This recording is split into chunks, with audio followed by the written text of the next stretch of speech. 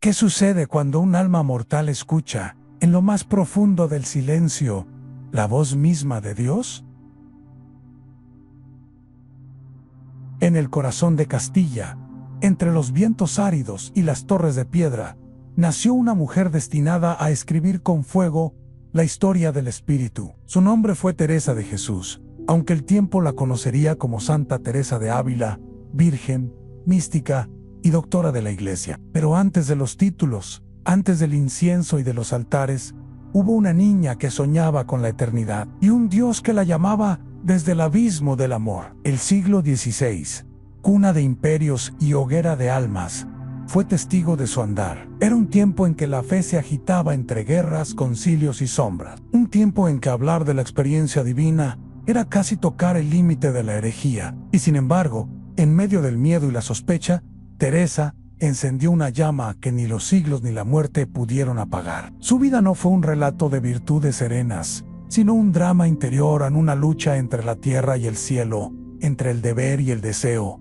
entre el alma que busca y el Dios que se oculta. Y fue en ese abismo donde Teresa descubrió que el amor divino no se aprende, se padece. Dicen que en una madrugada, mientras oraba en el silencio de su celda, sintió una lanza encendida atravesar su corazón. Un ángel la hería no con dolor, sino con dulzura insoportable. Guainice herida, misteriosa, ardiente, invisible, comenzó la historia de su unión con lo eterno. Santa Teresa de Jesús no habló de teorías sino de fuego. No escribió tratados, sino caminos. No enseñó religión, sino encuentro. En su palabra, cada sílaba arde con la certeza de quien ha visto, de quien ha tocado lo inefable. Así comienza esta crónica, la historia de una mujer que quiso pertenecer del todo a Dios y que, al hacerlo, transformó la historia de la fe. Un viaje por el alma humana, donde cada paso es oración, cada silencio es combate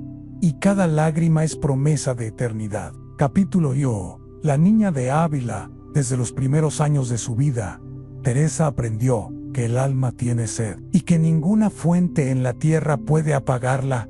Ávila, una ciudad amurallada, de piedra dorada por el sol y endurecida por el frío. Allí, en medio de las torres que aún hoy resisten los siglos, nació Teresa Sánchez de Cepeda y Ahumada, el 28 de marzo de 1515, en una casa donde la piedad convivía con la nobleza y la sobriedad castellana. Su padre, don Alonso de Cepeda, era hombre recto, devoto y amante de los libros santos. Su madre, doña Beatriz de Ahumada, tenía un corazón piadoso y una fe sencilla que florecía en gestos silenciosos. Entre ambos, Teresa creció rodeada de oraciones, lecturas y ejemplos de virtud. Pero en su alma infantil ya ardía una inquietud que el mundo no podía explicar. Desde niña, la fascinaban las historias de los santos mártires. Leía con fervor los relatos de aquellos que por amor a Cristo ofrecieron su vida con alegría. Una tarde, mientras el viento de Castilla silbaba entre los muros, la pequeña Teresa le dijo a su hermano Rodrigo con una mirada encendida: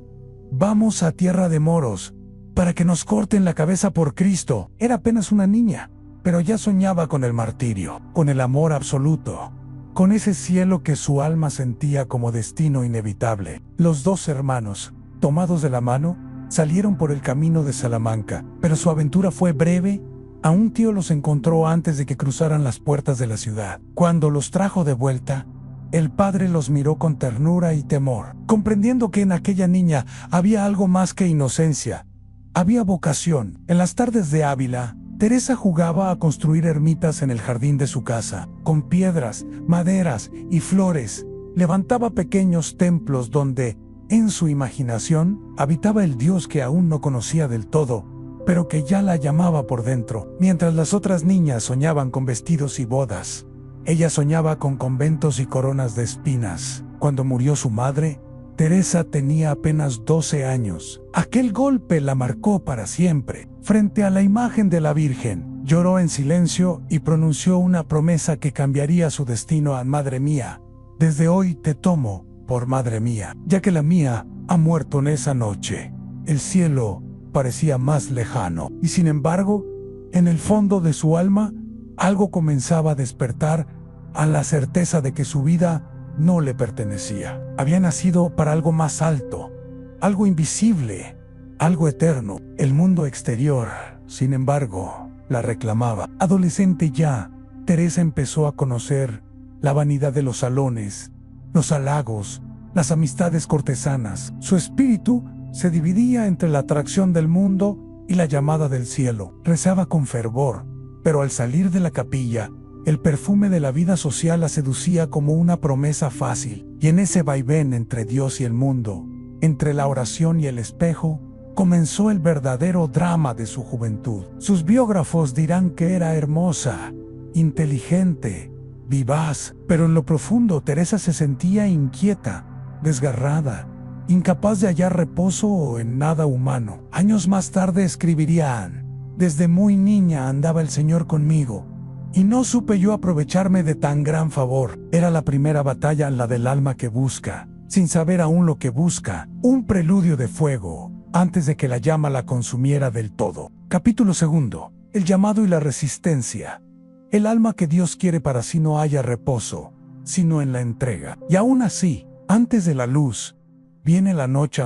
El tiempo pasaba en Ávila, y aquella joven inquieta que una vez había soñado con el martirio, comenzaba a sentir el peso de su propia libertad. Teresa tenía 16 años cuando su padre, temeroso de las influencias mundanas, decidió enviarla al monasterio de las Agustinas de Santa María de Gracia, donde residía una de sus amigas. Allí, entre muros severos y oraciones perpetuas, conoció por primera vez el sabor del silencio. No fue una decisión fácil. Teresa amaba la belleza, las conversaciones, el afecto humano, pero en la quietud de aquel convento, algo comenzó a arder dentro de ella. Aquel Dios que parecía distante empezó a hablarle sin palabras, y cada vez que cerraba los ojos, sentía su presencia como un soplo invisible, insistente, imposible de ignorar. Sin embargo, el alma humana no se rinde sin lucha. Cuando regresó a su hogar, la tentación del mundo volvió a acercarla. Familiares y amigos le hablaban de matrimonios ventajosos, de fiestas, de la vida que una joven de su rango debía disfrutar. Teresa sonreía, pero en su interior un fuego la consumía. Dios la llamaba, y ella resistía. Un día, mientras caminaba por los campos secos de Castilla, levantó los ojos hacia el horizonte y sintió que el viento le susurraba una verdad que ya no podía callar. No nací para menos que para amar. A los 20 años, su decisión fue irrevocable. Pidió permiso a su padre para entrar en el monasterio de la Encarnación de las Carmelitas Calzadas, situado en las afueras de Ávila. Don Alonso, conmovido pero lleno de temor, le negó al principio su consentimiento. La amaba demasiado para dejarla partir hacia una vida de penitencia, pero Teresa, determinada, abandonó el hogar en secreto una madrugada. El alba apenas tocaba las torres cuando cruzó las puertas del convento y, con el corazón temblando, pronunció su sí definitivo. Allí comenzó su verdadera historia. Los primeros años fueron duros. El convento era amplio, pero la disciplina relajada. La oración se mezclaba con visitas y conversaciones. Teresa, que buscaba soledad y pureza, se encontraba en medio del ruido de la costumbre. Intentaba orar, pero su mente vagaba. Quería entregarse a Dios, y sin embargo, su cuerpo y su voluntad la arrastraban de nuevo hacia el mundo. Era, como diría después, una guerra interior, sin vencedores. Poco después, enfermó gravemente. Una fiebre misteriosa la llevó al borde de la muerte. Los médicos la daban por perdida, y su cuerpo se consumía como una vela en la noche. Durante 4 días permaneció inmóvil, casi sin respiración. Las hermanas pensaron que había muerto, y su padre lloró sobre un cuerpo que ya creía sin alma. Pero en el amanecer del 5.º día, Teresa abrió los ojos. Había regresado de un abismo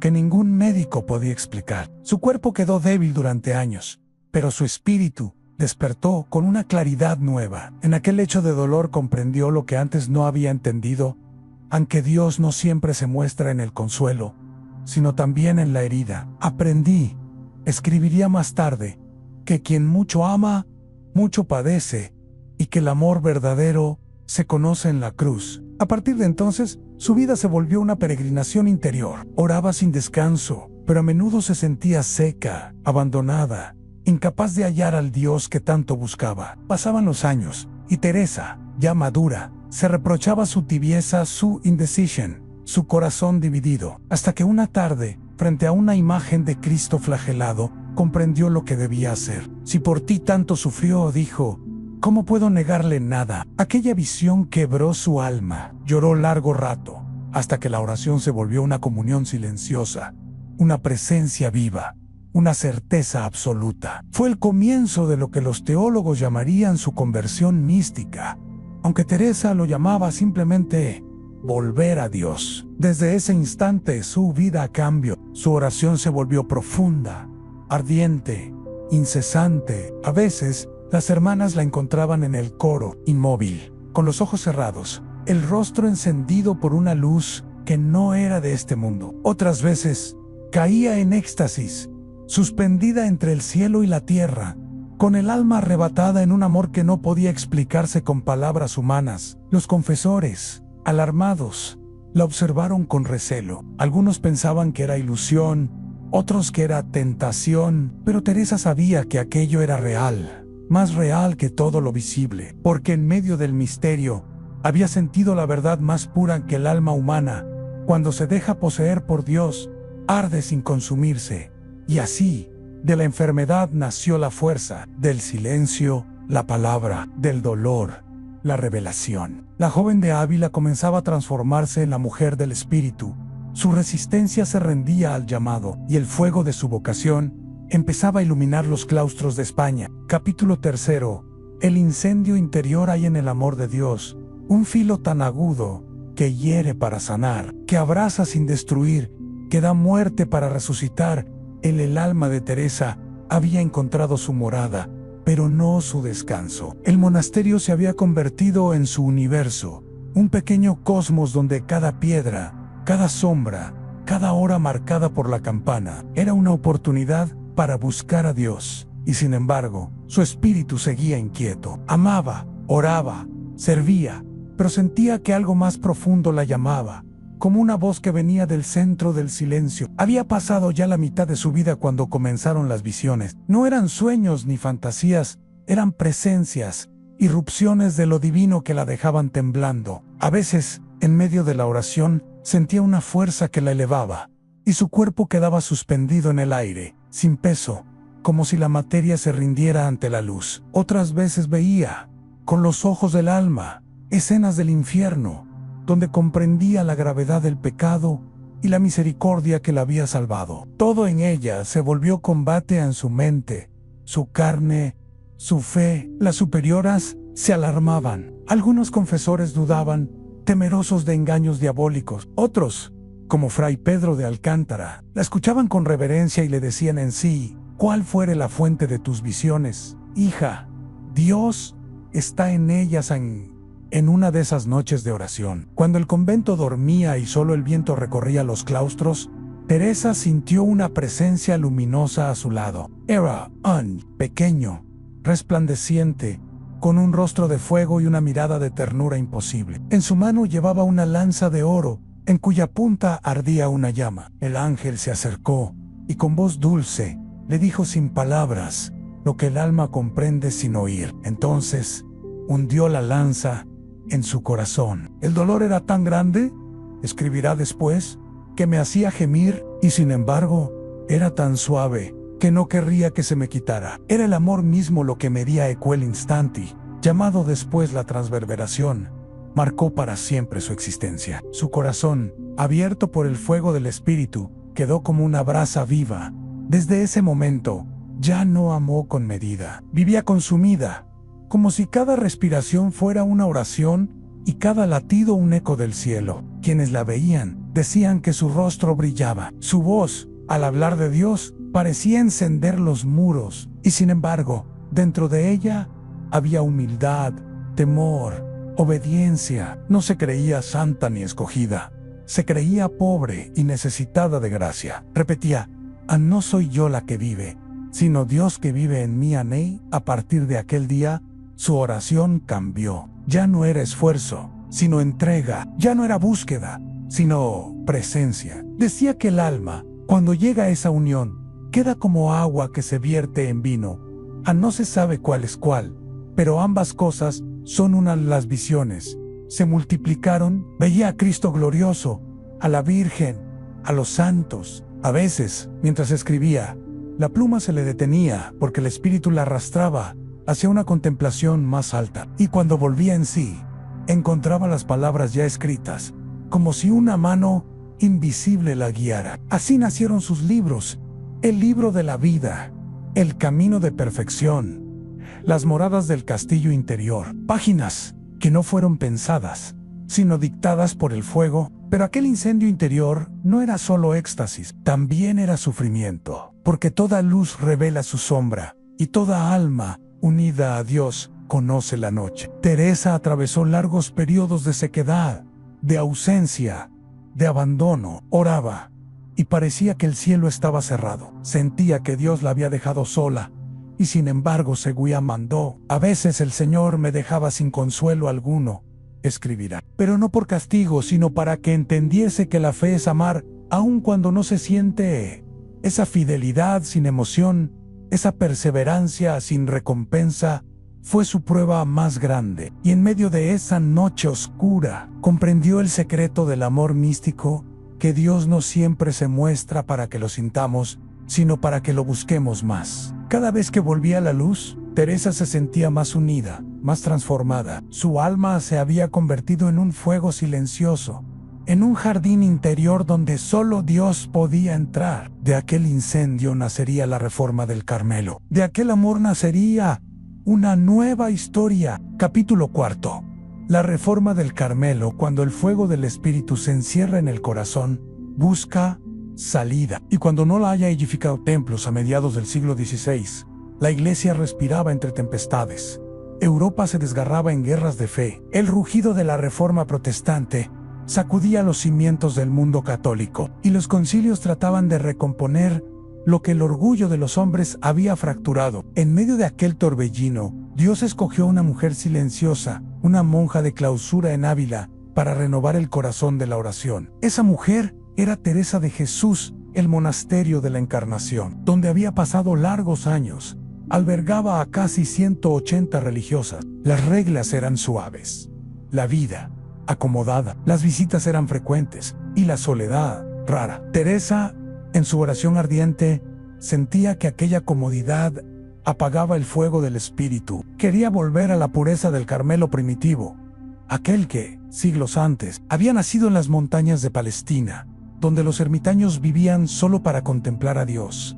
El deseo se transformó en mandato interior. En una de sus visiones, el Señor le habló con claridad: quiero que haya aquí un convento con el rigor de los antiguos. Será casa pequeña, pero de grandes almas.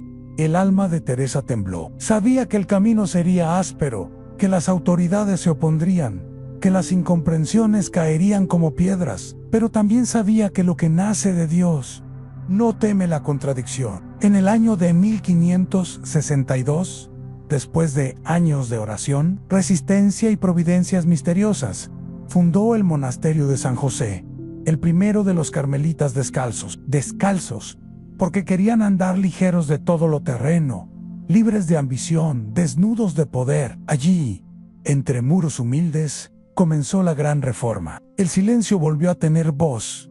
La pobreza, dignidad, la oración, su primitiva pureza. Teresa no fue solo fundadora, sino madre. Ella misma buscaba las piedras, limpiaba los patios, pedía limosnas en las calles de Ávila a los que la veían. Una mujer menuda, de rostro encendido y ojos profundos, no imaginaban la fuerza que ocultaba. Cada convento nuevo era una batalla. A veces le cerraban las puertas, otras la perseguían las murmuraciones o las sospechas del Santo Oficio. Pero nada la detenía. La obediencia da fuerzas, decía, y quien de verdad ama a Dios no se cansa. Su bastón se convirtió en símbolo. Viajaba por los caminos de Castilla, de Toledo, de Salamanca, de Segovia, de Burgos, fundando monasterios uno tras otro, a pie o en carretas destartaladas, bajo el sol o entre las lluvias. Cada fundación era una conquista espiritual, una semilla plantada en tierra seca. O hay en cada una Dejaba la misma consigna: un poco de tierra, mucha oración. Fue entonces cuando conoció a Fray Juan de la Cruz, un joven carmelita que compartía su visión de pureza y silencio. Entre ambos nació una amistad espiritual, que sería el corazón del Carmelo reformado. Teresa lo llamaba mi padre en las cosas del alma. Él la reconocía como madre de fuego. Juntos soñaron un Carmelo despojado, donde la soledad no fuera huida, sino encuentro. Pero no todos comprendieron su propósito. Dentro y fuera de la orden, hubo quienes la acusaron de soberbia, de imprudencia, de locura. Los caminos del espíritu, sin embargo, siempre están sembrados de incomprensión, y Teresa, firme, respondía con una sonrisa que era oración entre los pucheros anda el Señor. Porque para ella, la santidad no era un vuelo místico, sino una fidelidad constante, una obediencia que no teme el polvo del camino. Durante 20 años, fundó 17 conventos. Cada uno era una lámpara encendida en medio de un siglo convulso, y mientras los reinos discutían dogmas, ella enseñaba a las almas a hablar con Dios en silencio. No está la cosa en pensar mucho, sino en amar mucho. Así resumía su reforma. Por perra, Turiza, la perfección no consistía en oraciones largas, ni penitencias extremas, sino en amar de verdad, hasta doler. Su cuerpo envejecía, sus fuerzas menguaban, pero su alma seguía ardiendo. Cuando caminaba hacia una nueva fundación, decía, con humor: Señor del alma mía, ya que andas conmigo, mira por dónde me llevas. Y el cielo parecía sonreírle, como a una hija predilecta que avanza sin miedo. En los últimos años, las pruebas se intensificaron. Intrigas, enfermedades, sospechas, pero nada pudo quebrar su paz. En una carta escribió: nada te perturbe, nada te espante, todo se pasa. Dios no se muda, la paciencia todo lo alcanza. Quien a Dios tiene nada la falta, solo Dios basta. Aquella frase, que el mundo repetiría por siglos, no era una máxima, era su biografía, porque ella había aprendido que el alma, cuando se entrega del todo, ya no posee nada, y lo tiene todo. Así terminó su cruzada de amor, no con ejércitos ni victorias humanas, sino con conventos, oraciones y almas encendidas. En el silencio del Carmelo descalzo, Teresa había sembrado la semilla de una eternidad, y el viento de Castilla, al pasar entre las rejas de sus conventos, parecía susurrar su nombre a Teresa. Teresa de Jesús. Capítulo V. El alma que escribe cuando el alma arde. Las palabras se vuelven llamas, y lo que fue silencio se convierte en testimonio. En la celda pequeña del convento de San José, Teresa escribía. Su mesa era de madera tosca, una lámpara de aceite iluminaba las páginas con luz temblorosa. Afuera, la campana llamaba a maitines, pero ella permanecía allí, con la pluma suspendida, mirando el vacío que no era vacío sino presencia. Porque antes de escribir, Teresa oraba, y antes de pensar, amaba. Decía que las palabras le costaban, que lo que vivía en su alma no cabía en letras humanas. Bien sabe su majestad, escribía, que no sé cómo decir lo que siento, ni el alma alcanza a entender lo que el Señor obra en ella. A pesar de esa humildad, el Espíritu le impulsó a dejar testimonio. Por obediencia a sus confesores, comenzó a redactar su primera gran obra, el libro de la vida. Angie, con voz sincera, cuenta su camino desde la infancia hasta las visiones del amor divino, no como quien se gloría, sino como quien se desnuda ante Dios. Cada capítulo es un espejo del alma, donde la fragilidad y la gracia se entrelazan. En sus páginas, la mística se hace humana. Habla de sus dudas, de su lucha, de su miedo. Habla del amor que la consume, del fuego que no cesa, de ese Dios que se esconde para ser buscado. Y en medio de esa desnudez, el lector encuentra una certeza, que la santidad no consiste en no caer, sino en levantarse siempre hacia la luz. Más tarde, escribirá El camino de perfección. No es un tratado, sino una conversación entre hermanas. Teresa se dirige a las monjas de su reforma, enseñándoles a orar, a vivir, a amar, pero cada línea está llena de una sabiduría que atraviesa los siglos. No está la cosa en pensar mucho, sino en amar mucho. Repite una y otra vez, como quien teme que el amor se olvide en medio de la doctrina. Ese libro nacido en el silencio de un convento, se convirtió en brújula para almas de todos los tiempos, porque en él, la oración deja de ser esfuerzo y se vuelve relación. Dios ya no es idea ni imagen, sino amigo y Teresa lo llama así, con una ternura que ninguna teología puede igualar en el amigo. Trate siempre con él. Dice que no se cansa de darnos ampero, su obra más profunda, su cumbre espiritual, será las moradas o castillo interior. Allí, Teresa describe el alma como un castillo de cristal, en cuyo centro habita Dios. En cada morada es un grado de purificación, una estancia donde el alma se despoja de sí misma para acercarse a la fuente, desde la primera, donde habitan las distracciones y los temores, hasta la séptima, donde todo se apaga salvo el amor. Teresa guía al lector como una maestra del espíritu. El alma, dice, es un castillo todo de diamante o muy claro cristal, donde hay muchas moradas, así como en el cielo hay muchas mansiones. Con esa imagen, enseñó a generaciones enteras a mirar hacia adentro, a descubrir que el cielo comienza en el corazón. Su escritura no es teología académica, sino poesía encarnada. Cada frase vibra con el ritmo de la oración.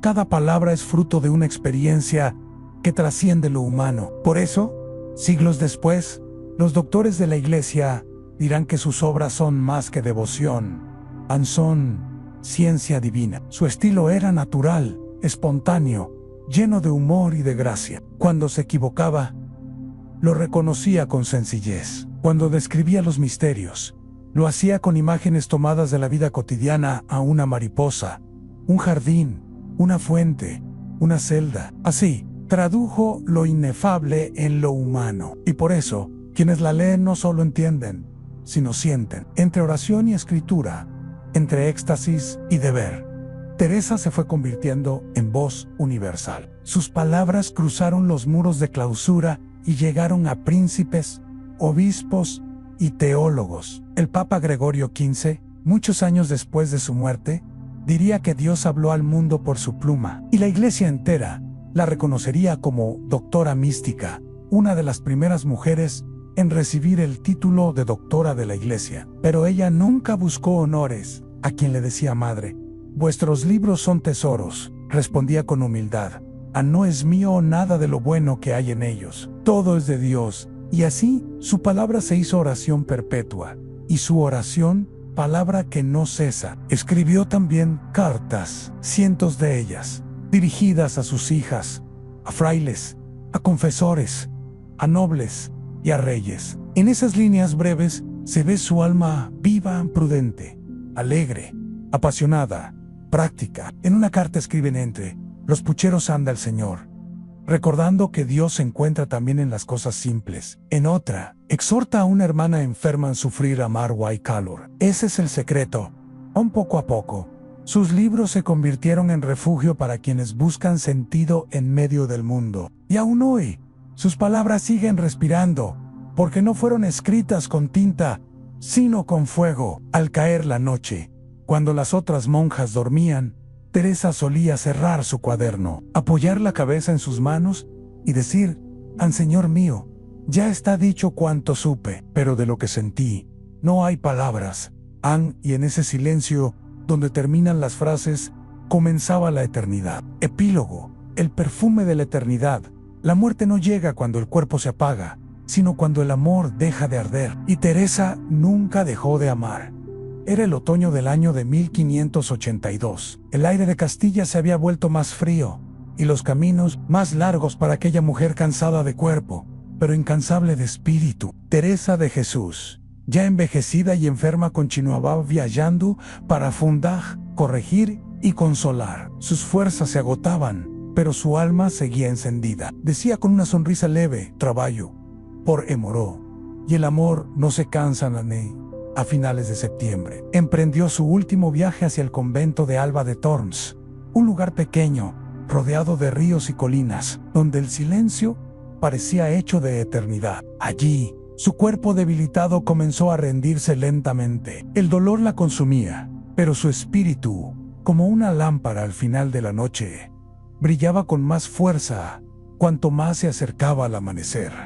Las hermanas la rodeaban en silencio. Teresa pedía con suavidad que le leyeran los salmos, y al escuchar las palabras antiguas de David, sonreía como quien reconoce su propio canto. De pronto, su rostro se iluminó y dijo con voz apenas audible: «Ya es tiempo de caminar, Señor, ya es hora de irnos».